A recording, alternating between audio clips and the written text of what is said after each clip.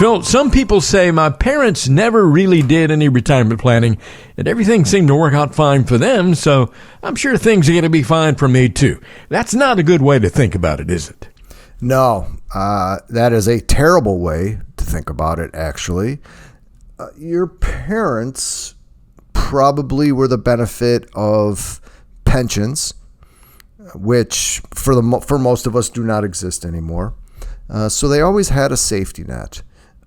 They work most likely the same job.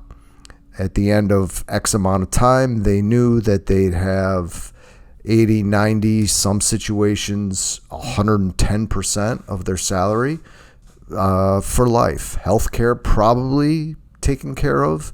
Maybe Medicare's in there somewhere, which for most people is manageable. But for us, the situation is different. At some point, we have to, or will want to, start spending down our assets and setting up a plan in order to do so. But in order to do that, we need to be invested properly.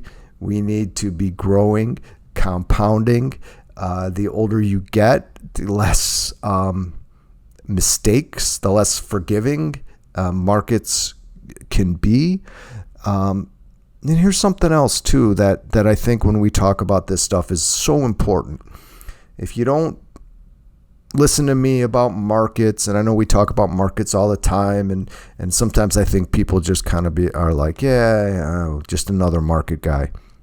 Here are the real issues. Longevity. So if you're, say, Gen X, say my age, in your 50s, you're going to live a long time. And you're going to have to plan to live a long time. That includes healthcare. That includes some type of long-term care, probably. There's also something that we've been concerned about for a long time that all of a sudden people woke up and realized it's kind of a thing, is inflation. All these things have to be considered when you're putting together a plan, when you're thinking about retirement, or I hate that word, about creating an environment for you and your family where work is optional, or more or less optional, I guess.